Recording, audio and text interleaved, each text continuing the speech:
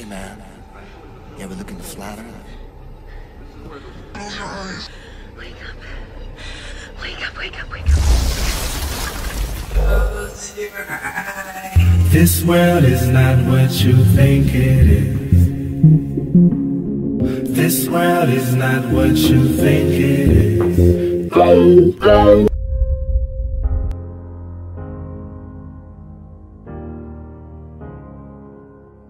Hello, it's me.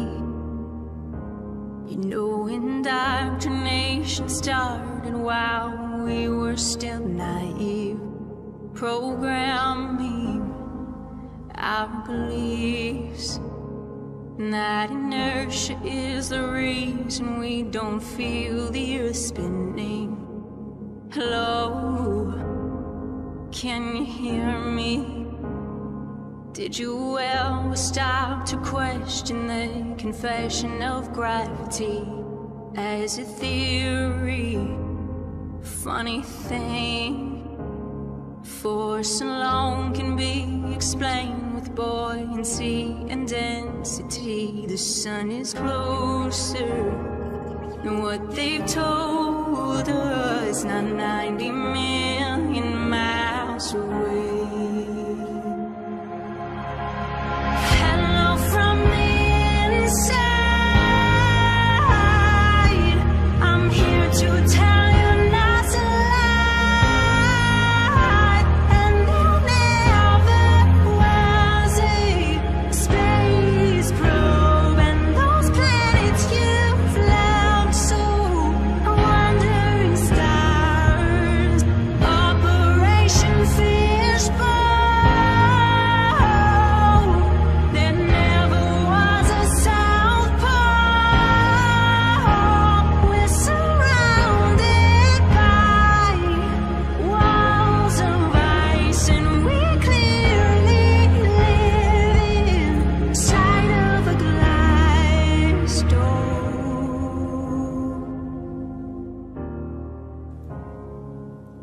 Hello,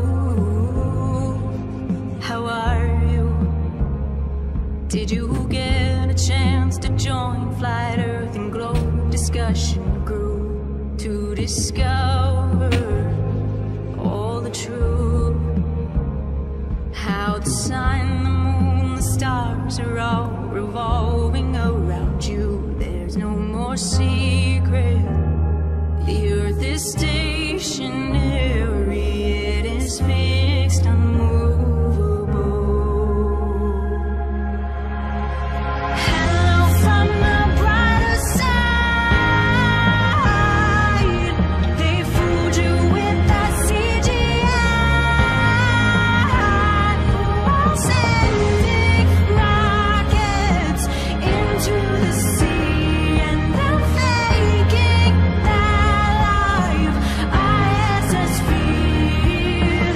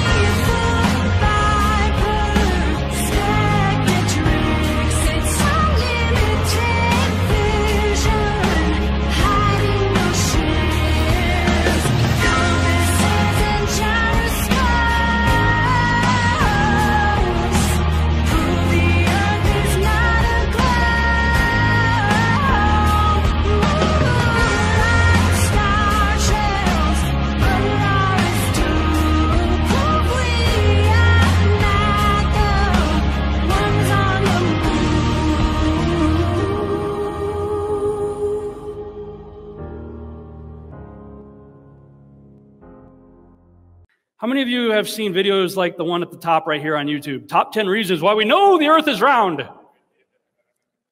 Well, first of all, round doesn't just apply to a globe. I see a bunch of people sitting at round tables right here. So you need to lose that word. The video I'm going to show you, it took me a long time to do this. When I first started looking into this, long before I ever committed to what I believe now, I looked at these videos. I mean, like everybody else, I started out as a skeptic. I'm going to disprove this, start looking for videos and stuff, easy things to prove that the Earth's a globe, right? So you do a Google search, and that's one of the videos that pops up. It's got several million views. Top 10 reasons why we know the Earth is round.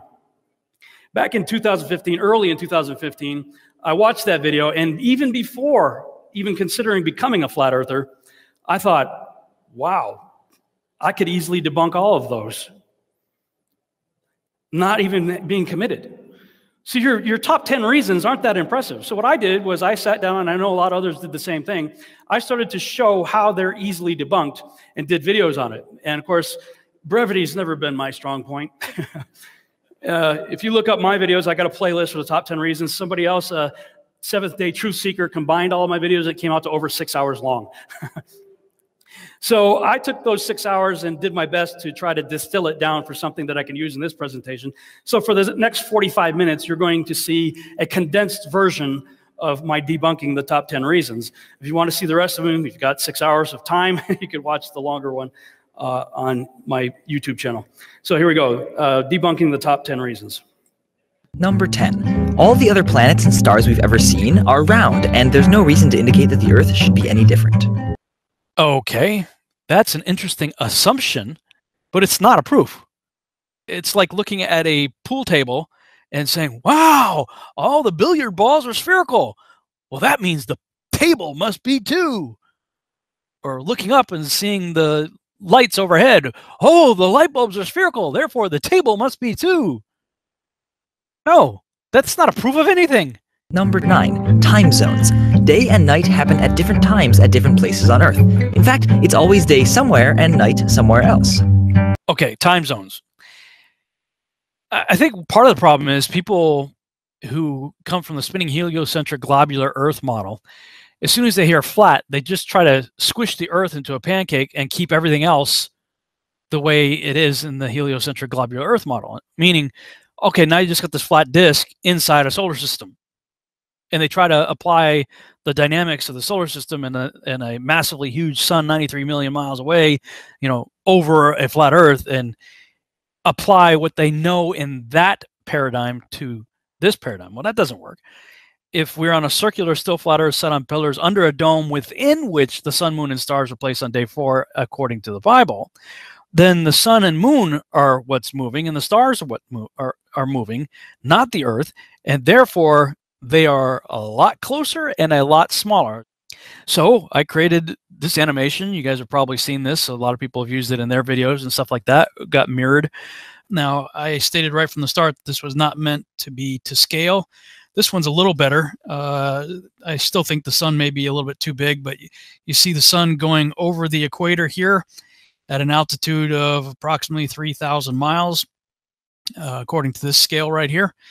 And a lot of people will say, well, you know, what is the sun acting like a spotlight? No, it's not acting like a spotlight. And to prove that, I'll bring in a little 3D object here, and I'll bring in a little dome on top of it here to show you that this light is throwing off in all directions, up, down, all around. It's not a spotlight. So all the critics out there, you can stop saying that. It's not shining as a spotlight. It's what's known in 3D as a point light that has been adjusted with a limited light throw attenuation. Now, shortly after I did that video, I was trying to figure out how the 4 seasons work, and you can see that video right here on YouTube, how the 4 seasons work on the flat Earth model. And that one was really interesting. And I actually discovered this quite by accident, really. This video came as a result of me trying to figure out on the globe, how does the 24-hour sun work? And so I used Stellarium, which is heliocentric globe-based software. And this software, heliocentric globe-based software, showed the sun and moon speeding up and slowing down as it was creating these circles. And I just thought, well, geez, I wonder what that would look like on the flat Earth map, on the AE map. So I just superimposed it on that, and then I just flipped it horizontally because I'm looking down instead of looking up. And it actually showed the sun and moon going between the tropics and slowing down when it gets in the northern so-called hemisphere and speeding up when it gets in the southern hemisphere. But of course, the critics look at this and they ask a reasonable question. Does it change speeds? Because the circle's bigger out here in the wintertime going around the Tropic of Capricorn. So what is speeding the sun up and then slowing it back down? It was constantly changing directions and speeds with your model. Yes, it was. Again, heliocentric globe-based software created that. And interestingly enough, I found a video online that a guy went apparently on the Tropic of Cancer at a certain time of the year, on the equator, and on the Tropic of Capricorn, and videotaped the moon going across the screen. Now, he had it at double speed, and I made it a lot faster just for the sake of this video, but sure enough, the moon was moving at different speeds across his lens. Fastest over the Tropic of Capricorn, medium over the equator, and slowest over the Tropic of Cancer. I'd be curious to see how the Globers explain this. But at least the moon here reflected exactly what Stellarium, heliocentric globe-based software, had depicted. And I can only assume if the moon's doing this, the sun must be doing the same thing, though I'm unaware of any tests that have been done in that regard. Number 8. The Coriolis effect means freely moving things like cannonballs or hurricane winds are deflected to the right, but only if you're north of the equator. If you're south of the equator, they're deflected left. Okay, number 8. The Coriolis effect. Honestly, the whole thing falls apart if this place is not moving. If the Earth is not rotating, you could throw out all of the usual arguments for the Coriolis effect. And there's plenty of evidence to show that this place is not moving. So I could pretty much just end it right here. If the Earth is not rotating, and it's not, then you can throw out pretty much all arguments for the Coriolis effect. But we'll go ahead and get a little deeper into it. I think probably a good place to start may be to talk about the Foucault pendulum. Here's a clip from a video that Eric Dubay put out called Debunking the Spinning Ball Earth. And in this video, he addresses the Foucault pendulum. In the mid-19th century, a Frenchman named Léon Foucault became famous for swinging pendulums and claiming their consequent motions were proof of the Earth's diurnal rotation. The showman sets motion and bids the gaping world of thoughtless men and women to behold a proof that we are living on a whirling globe which is rushing away through space. But, since it has been found that, as often as not, the pendulum went round the wrong way for the rotation theory, chagrin has taken place of exultation, and we have a proof of the failure of astronomers in their efforts to substantiate their theory. So to begin with, Foucault's pendulums do not uniformly swing in any one direction. Sometimes they rotate clockwise, and sometimes counterclockwise. Sometimes they fail to rotate, and sometimes they rotate far too much.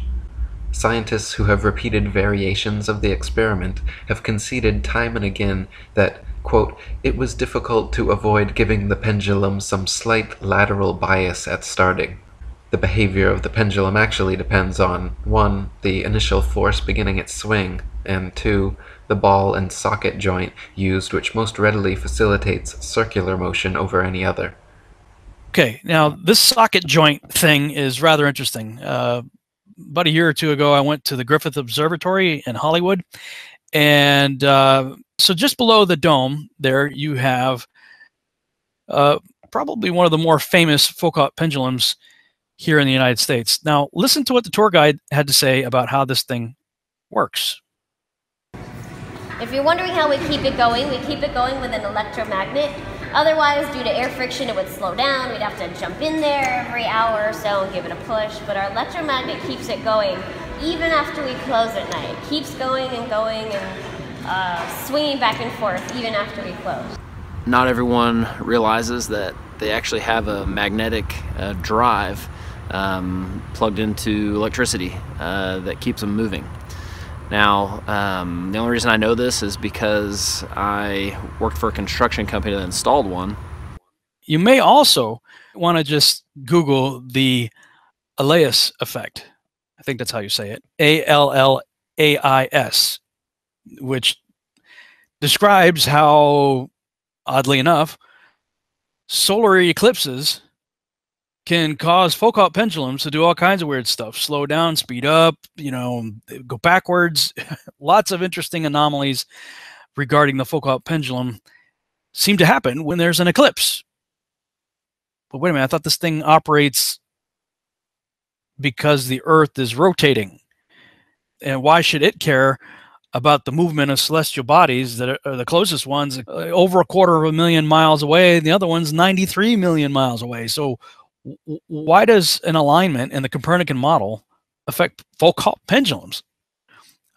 There's some interesting things to look at regarding this thing, and frankly, I'm convinced it's just a smoke and mirror parlor trick. Now let's go back to the Eric Dubay commentary. Also in the mid-19th century, another Frenchman named Gaspard Gustave Coriolis performed several experiments showing the effect of kinetic energy on rotating systems, which have ever since become mythologized as proof of the heliocentric theory. The Coriolis effect is also said to affect bullet trajectories as well. So as the bullet leaves the barrel of the gun, the Earth is still rotating, and the bullet is not rotating with the Earth. So the Earth will actually rotate out from underneath of the bullet while it is in flight. Coriolis errors are caused by the Earth's rotation. When a bullet is fired from a gun, it will take a certain amount of time to reach the target. While it is traveling, the target is dropping or rising according to the Earth's rotation. The motion from the Earth's rotation can be split into two components, one that is in the direction of the bullet's flight and one that is perpendicular to the bullet's flight in the vertical direction. For a typical long-range cartridge, the bullet flight time to 1,000 yards is approximately 1.5 seconds. The effect is negated when shooting north or south, and opposite when shooting east or west. When shooting east, the point of impact would be high, and when shooting west, it will be low. Okay. Allegedly, shooters have to adjust if they're shooting east to west because the target, supposedly is on a rotating Earth, and as soon as the bullet leaves the muzzle, it's going out in the air toward a target that is either allegedly rolling up over the ball towards you or rolling down and away from you on the ball, east to west, depending on which way you're shooting. Well, how could that be negated if you're shooting north or south? How could that be a non-issue? If you're having to chase a target or a target's rushing up on you because the Earth is rotating, then if you're shooting north or south, you should have to adjust either to the left or to the right because that target's also going to be moving in that direction. Because as we've just established, the target's supposedly moving from the west to the east. So they kind of just contradicted themselves, really. Beyond that, okay, the logic is, because of the Coriolis effect of the Earth spinning, if you're shooting in a certain direction, that bullet that's traveling very fast within like 1 to 2 seconds, right? If that, really fast, is going so fast from the muzzle of the weapon to the target. The Earth moved so fast underneath that speeding bullet that you have to adjust to compensate it for it. And yet I could hover a helicopter for a half hour and the next state didn't show up. If the Earth is rotating so fast that a long-range shooter has to compensate so his bullet lands on target, without missing it because it rolled away from him, then airplane and helicopter pilots or Frisbee and football throwers should have some major problems because that stuff's going a lot slower than a bullet. Why does the Coriolis effect affect most storms, but not all?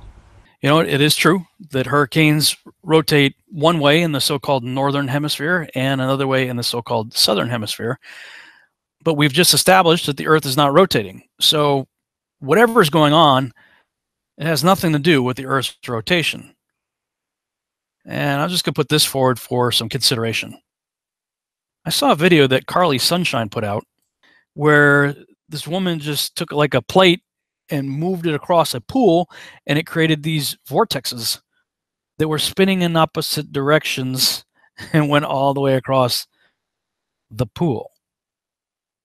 So could it be that there is an ether that Tesla and many others believed in for a long time until Einstein came along and came up with a bunch of math problems to nullify the ether? That if there is some sort of medium through which the sun and moon are going, then maybe as these heavenly luminaries go through this ether, perhaps it creates some sort of current which makes the winds flow in very specific ways on either side of the path of the sun and moon. So maybe it's just the movement of these heavenly bodies going through the ether that are creating vortexes that just so happen to spin one way if you're on the inside of the circle and one way if you're on the outside. Either way, whatever's going on is affected by the equator. And maybe this is an easier way to visualize it. You see the sun moving along its happy path here, woohoo, and it's creating in its wake opposite rotating vortexes as it goes. You know, in the northern hemisphere, it's rotating counterclockwise, and the southern clockwise. And interestingly enough, I found this animation done by a YouTube channel called Tech Insider. And it says that it turns out tropical storms don't come to within 5 degrees latitude of the equator. Wonder why? And it says they will likely never cross it either. And that's because of the winds pushing the storms away from the equator. Well, I mean, if that's the path of a localized sun and moon going around the circle of the Earth, it just kind of makes sense that they're not going to get in the path of it. They're going to only be affected by, if you will, the wake that's left behind through the ether. Anyway, for me, the whole thing is resolved by the fact that the Earth is not rotating. Number 7, triangles. If you walk 10,000 kilometers straight along the Earth's surface, turn 90 degrees to your right, walk 10,000 kilometers more, turn right again, and walk another 10,000 kilometers, you'll be back to where you started, having successfully made a triangle with 3 90-degree angles. As any geometry student can tell you, this is impossible on a flat surface. So what? This isn't a proof of anything. You can make a 90-degree triangle on a ball. Ooh, wow. How is that a proof that the Earth's a globe? That's ridiculous. And guess what? I can draw a perfect circle inside a triangle. That means the Earth's a pyramid. This is a proof? All he proved is that you could draw a 90-degree triangle on a ball. Wow. Number 6. The sun, in general, gets lower and lower in the sky as you travel away from the equator, and you can use this to directly measure the Earth's curvature. Pick 2 places a few hundred miles directly north and south of each other, and at noon, measure the shadows cast by a vertical meter stick at each location. You can use the shadow lengths to figure out the angle between the sticks, and once you add in how far apart they are, you can calculate the Earth's curvature. Okay, this is basically a repackaged version of the Eratosthenes experiment, where if you assume you have a distant stationary sun, and that distant stationary sun is shining straight down on, let's say, a stick or an obelisk, so there's hardly any shadow at all. The shadow is, like, you know, right in line with the pole itself going into the ground. And then, you know, at some distance, you know, let's say to the north, there's another obelisk or stick in the ground, and you know the distance between the two, and that one's casting a longer shadow. Well, you'd say, well, the only way that's possible is if the Earth is on a globe. Reasonable assumption. And actually, as a mathematician, it was a brilliant deduction. However, the same thing works if you've got a sun that's small and localized and moving over the Earth, that you could get a shadow like that. I mean, I created this model right here that shows exactly that. You know, they got the little point light over an obelisk here, then I move it over, and look at how the shadows change. Boys and girls, it doesn't require the Earth to be a globe. Number 5. The stars at night change as you go north or south. For example, Orion is upside down if you're in Australia. Ooh, wow. Okay, please pay close attention now, because I'm about to show you something really complicated. Are you ready for it? Here it is. Wow, that's amazing. But it didn't require me being on a ball. So that's a stupid reason. Number 4. Ferdinand Magellan, and many people afterwards, circumnavigated the Earth. That means he left headed west, continued going west, and came back to where he started, still going west. Actually, Magellan was dead, but one of his ships, led by Juan Sebastian Elcano, finished the journey. Yeah, this is one that comes up a lot. Oh, you know, people have circumnavigated the world going east or west. Well, so what? That's if north is your center, on a disk, I mean, you're navigating the same way either way. So let's say you're on a ball and you want to go east. Well, you keep the compass heading north 90 degrees off to your left and you start walking. If you want to go west, you keep it 90 degrees off to your right and you keep walking. You're using the north to determine what is east and west. Well, same thing on a circle. Circumnavigation on a circle is exactly the same as circumnavigation on a ball. Number 3, the horizon. Ships on the ocean or tall Chicago buildings viewed over Lake Michigan disappear bottom first. And you can see the sunset twice if you watch it lying down and then quickly stand up. The simple fact is, if the Earth were flat, there wouldn't be a horizon beyond which things could disappear. So from across Lake Michigan, you'd be able to see all of Chicago, as well as the Rocky Mountains. Now, what's interesting about this video is it was done December 28th, 2012. So good 3 years or so before the whole flat Earth thing. But no, you wouldn't be able to see all the way to the Rockies because there exists this crazy thing called our atmosphere. It's quite dense, and so much the more so when compounded over long distances. As for the Chicago skyline being seen from the other side of Lake Michigan, it is very interesting that this picture would show up about 3 years after the Top 10 Proofs video was done.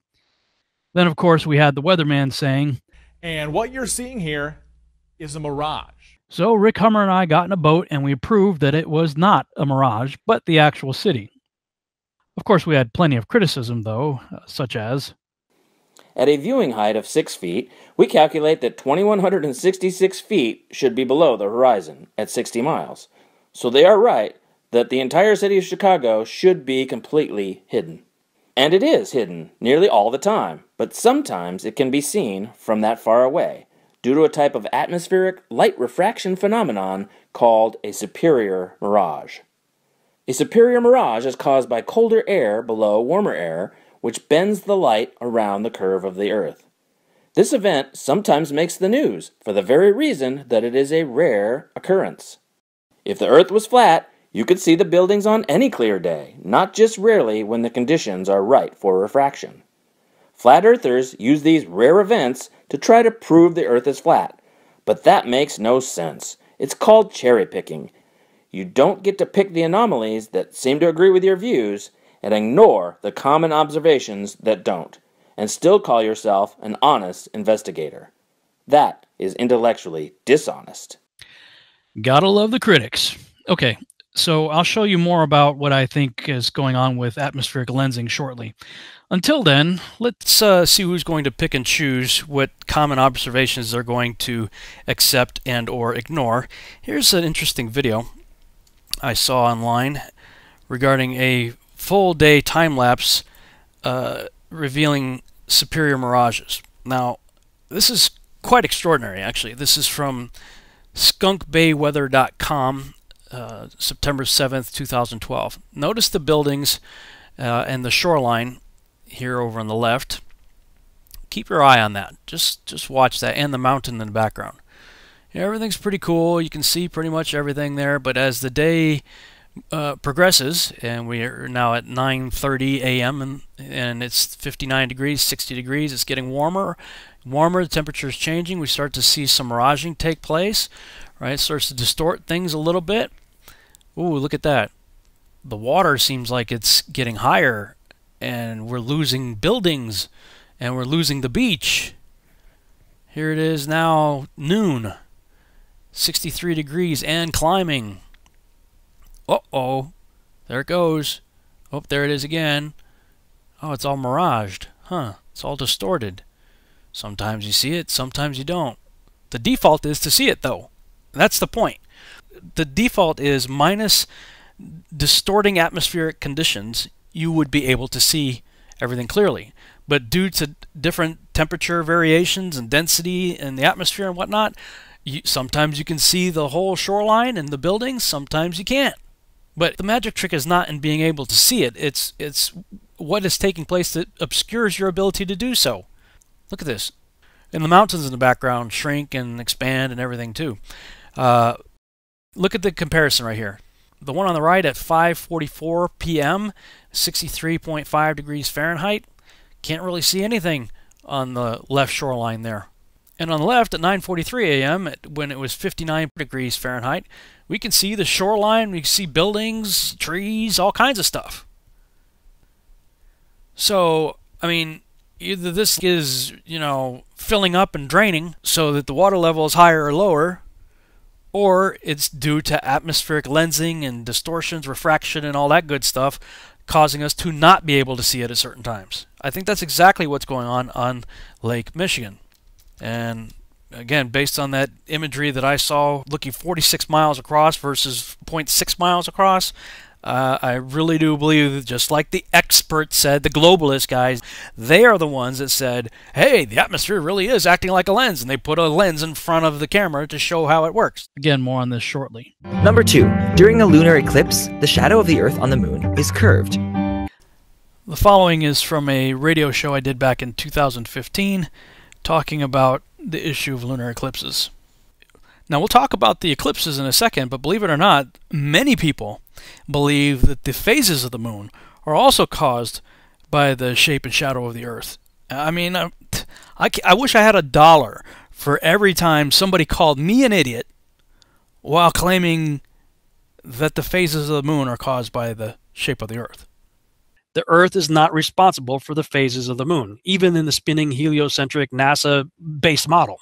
It's not. They say that the phases of the moon are caused by the angles of the sun's light hitting the moon. And speaking of angles, ever notice on days when the sun and moon are up at the same time, the terminator line on the moon is often quite off from where it should be if it were in fact reflecting the light from the sun. Okay, now see the sun going down in the west over there, and go this way and up, and there's the moon with the shadow angled this way. So you would think that if the moon is reflecting the light of the sun, that the sun should be shining this way. Problem is, the sun is now way down here. Look at the terminator line of the shadow. You would think the light should be coming directly across from it, but it's not. It's way down there. The angle is totally wrong for that shadow. So, if the moon is not reflecting light as it should, could the moon actually be exactly as the scriptures say it is? You've got a number of scriptures saying that the moon is a light. It's a lesser light, according to Genesis. And in Isaiah and Ezekiel, it talks about the sun causing her light to shine or giving her light. There's nothing in Scripture that indicates that it's a reflector. And so back to the Griffith Observatory, you would think for the display on lunar phases that you would see a moon going around tidal locked to the Earth such that the same face is always pointing toward the Earth. And as it's rotating around the Earth with the same face always pointing toward the Earth, see how the phases work. I mean, you would think that they would have a display like that, but they didn't. What did they have? They had a self-illuminating moon going around in a circle, creating the moon phases. But, you know, I'm having a hard time with that whole reflector thing, especially when you realize that anytime you have a reflector, it's going to bounce back the same light that is shined on it. And we've found that that is not the case, that the moon gives off a totally different light. The sun gives off warm light or hot light, and the moon gives off a cold light. So I'm going to set up my whiteboard just like I did before, with it facing toward the direct moonlight. And I'll get my iPhone here to focus up on my thermometer. Okay, let's do a test here.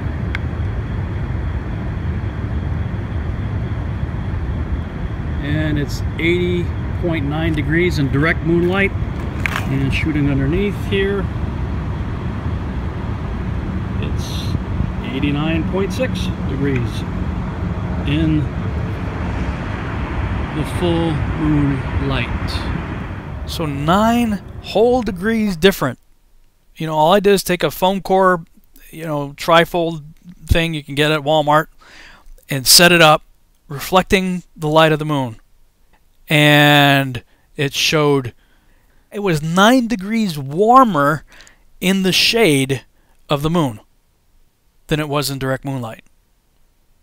That's a totally different kind of light. I mean, the light of the sun brings life to living organisms and stuff, and there's documentation about how the light of the moon does the exact opposite. It aids in decay. It's a totally different light. All right, so now that we've established that, let's get to the topic of lunar eclipses. And I'll go back to a video that I did back in 2015. So, if the phases of the moon are not caused by the shadow of the Earth, what about the lunar eclipse? Now, that one everybody seems to understand to be the result of the moon going into the Earth's shadow, as depicted here. You have the Earth's penumbra and the Earth's umbra. And as the moon starts to go into the umbra side of it, that's where somehow the dark shadow of the Earth makes the moon turn red. That's what all the charts and everything show, but is that really the case? Well, let's see. This author points out some really interesting things regarding lunar eclipses and solar eclipses as well. Dr. Robinham goes on to say, besides the above difficulties or incompatibilities, many cases are on record of the sun and moon being eclipsed when both were above the horizon. That's a big problem. The sun, the earth, and the moon not in a straight line, but the earth below the sun and moon, out of the reach or direction of both, and yet a lunar eclipse has occurred. Is it possible that a shadow of the earth could be thrown upon the moon when sun, earth, and moon were not in the same line? Bessel, the greatest astronomer of our time, in a letter to myself in July 1844 said, I do indeed continue in the belief that Procyon and Sirius are both true double stars, each consisting of one visible and one invisible star.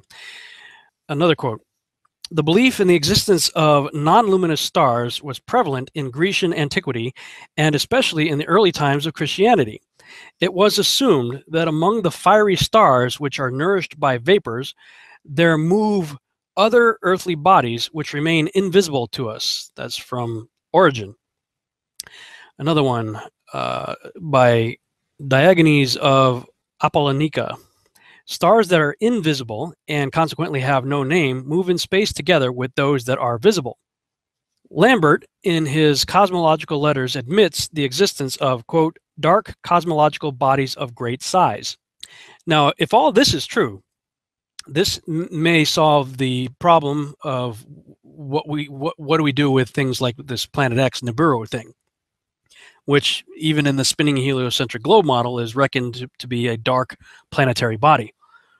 So, and of course, scientists are all talking about dark matter and everything today, even in that standard model. So if people can talk about dark bodies in the spinning heliocentric globe expanding universe model, then why couldn't we apply the same thing to the flat Earth enclosed model? What if there are dark bodies within the dome? Robinham continues, we have now seen that the existence of dark bodies revolving about the luminous objects in the firmament has been admitted by practical observers from the earliest ages, and that in our own day such a mass of evidence has accumulated on the subject that astronomers are compelled to admit that not only dark bodies, which occasionally obscure the luminous stars when in conjunction, but that cosmological bodies of large size exist, and that, quote, one at least is attached as a satellite to this Earth, end quote. It is this dark or, quote, non-luminous satellite, end quote, which when in conjunction or in line with the moon and an observer on Earth is the immediate cause of a lunar eclipse. So if nothing else, here's some things to think about, okay? I'm finding evidence both scientifically, at least from the 1800s, people writing in various scientific journals, as well as historical accounts of, You know, the ancients talking about a dark body that could be responsible for causing the moon to go into lunar eclipse. And frankly, the whole idea of the moon going into a blood red lunar eclipse while the sun is still up, in my mind, obliterates the whole idea that the lunar eclipse is due to the sun, earth, and moon being in a line and the moon in the shadow of the earth. It doesn't work. And to the west, we have the moon in a total lunar eclipse. It's blood red. See that?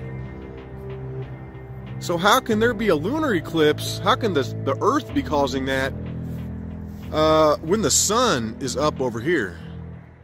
I also had the chance to observe an interesting blood red lunar eclipse on September 27th, 2015. And when I did, the so-called shadow of the Earth didn't appear on the moon as it should have. Whatever eclipsed it came from the wrong direction. Here's a clip from the video I did on that. It's where the moon popped up. The only problem is the sun had just set about an hour and 45 minutes earlier right behind us, and yet the shadow was coming from this direction, which is north. How did the shadow from the Earth being cast by the sun, which set in the west, end up coming from the north? Sun went down in the west right behind us. Shadow of the Earth came from the north, on the left side of the moon, which is the side facing north. So if the sun went down behind us in the west, you would think the shadow would have been on the bottom of the moon instead of the left side of the moon.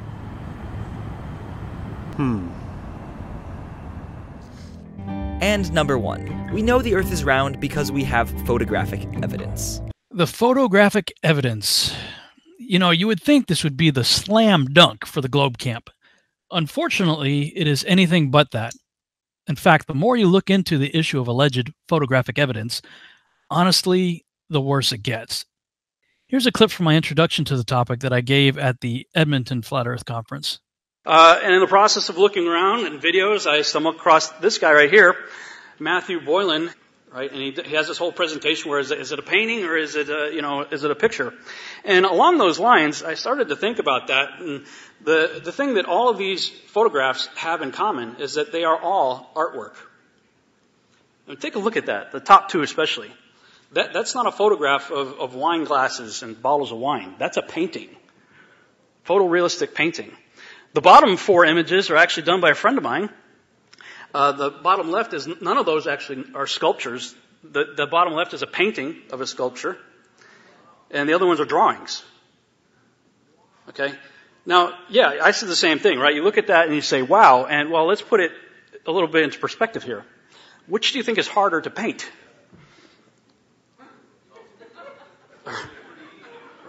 Yeah, I mean, just looking at the wine bottle ones, or any of them really, I'm like, the ball earth right there pales in comparison artistically.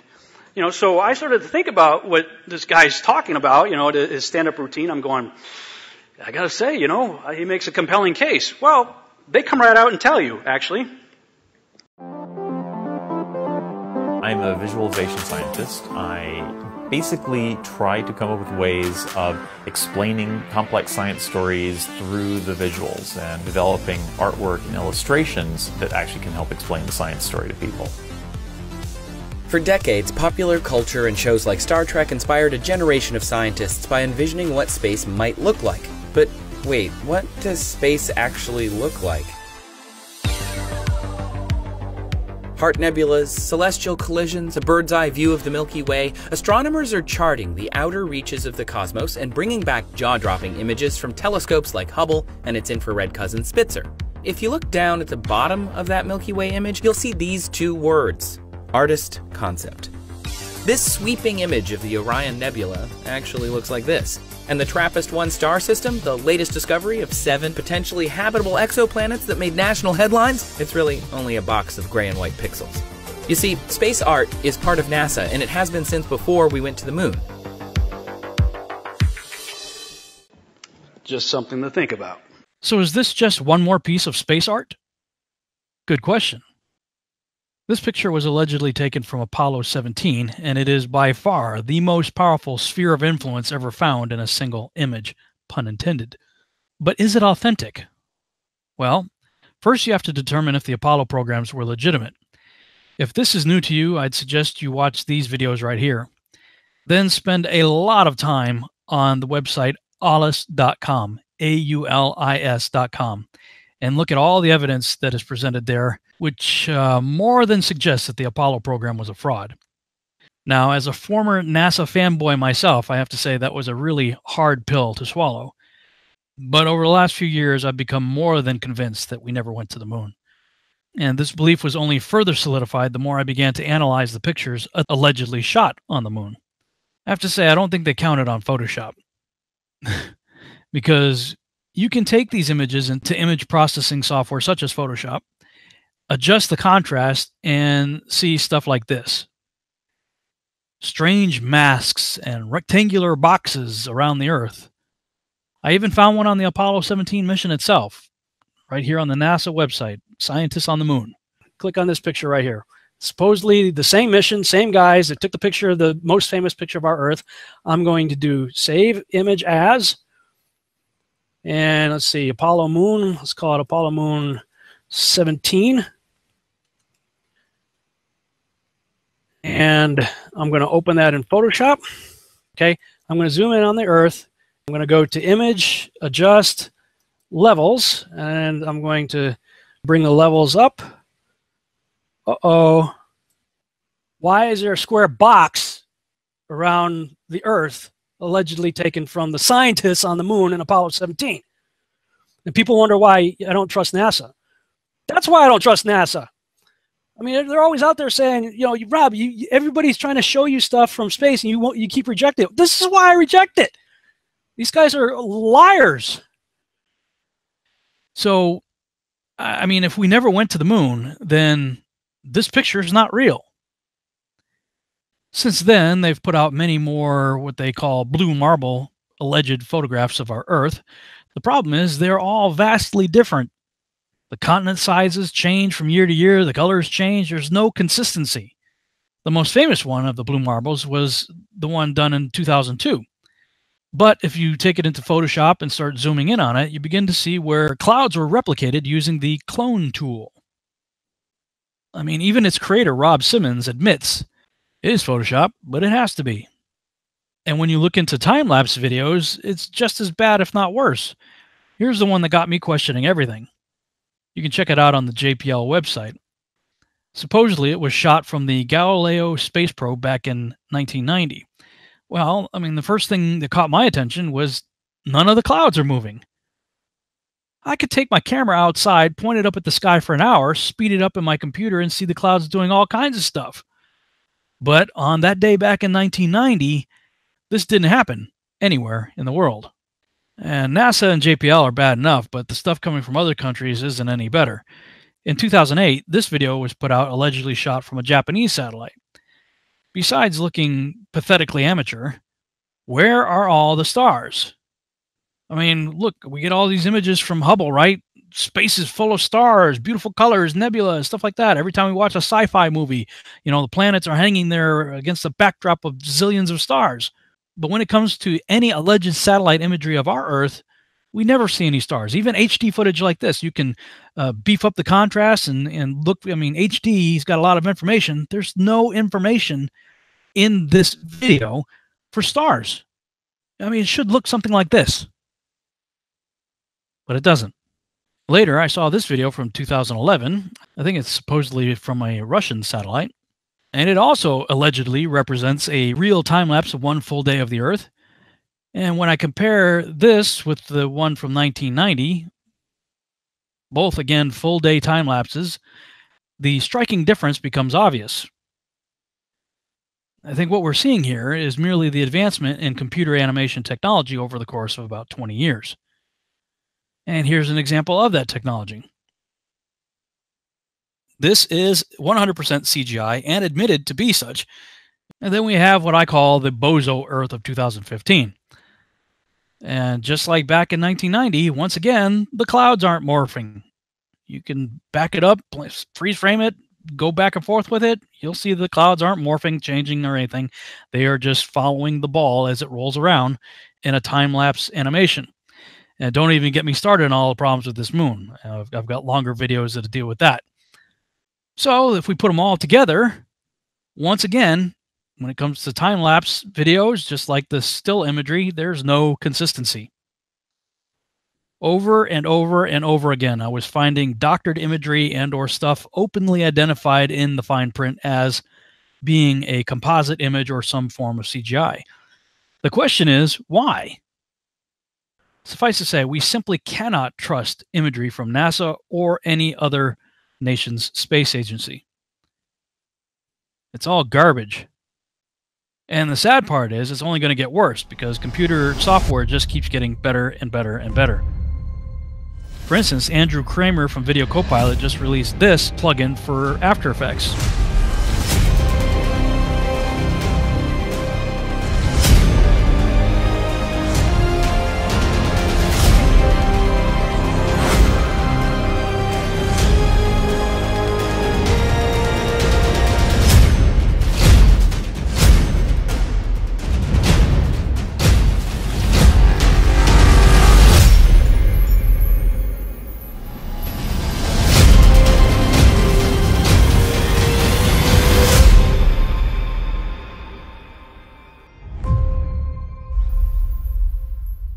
Alright, so there's a lot of really cool things that you can do with this plugin, and you'll be even more amazed when you see how fast and easy it is to use.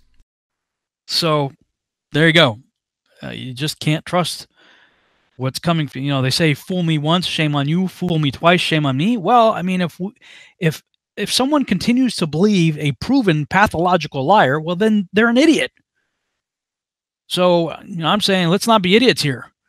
These people have proven themselves time and time again to be fraudulent. Once you realize the Apollo program was bogus, start looking into the space shuttle program. There's a lot of interesting things about that. And then, of course, start looking into the ISS. And you got to ask yourself, if we know for a fact that they faked stuff in Apollo, and we've got reasonable doubt about some of the space shuttle missions, and more videos coming out exposing the ISS with footage just like this. There's lots of stuff out there. There's some really good YouTubers out there who have been watching these guys like a hawk and pulling down footage like this. These people are lying to us with our money. Tens of millions of dollars a day they're lying to us. So yeah, when you've got so many videos exposing what's going on up there as a fraud, I'm sorry, but the so-called photographic evidence simply is not that compelling, especially if you actually take the time to look into it.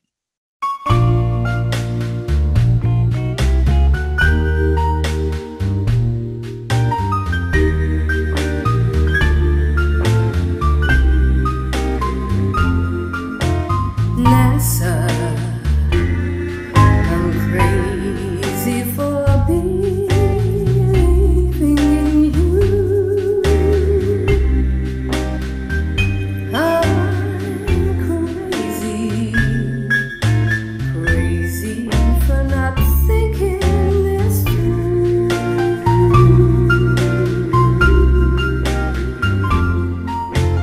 I thought a globe, but you're lying. Maybe someday the masses will realize it's true.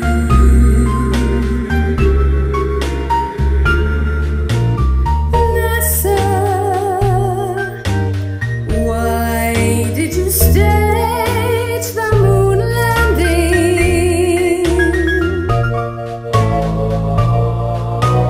Wondering, where in the world did you go?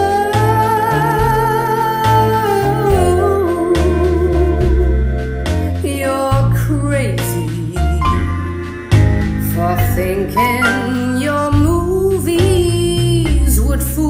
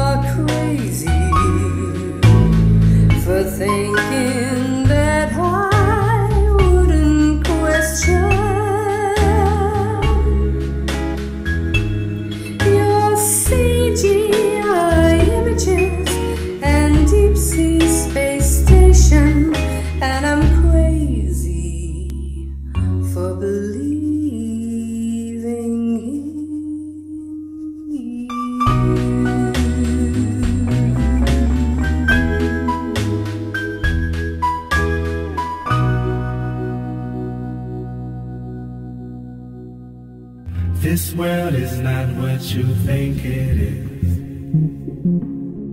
This world is not what you think it is.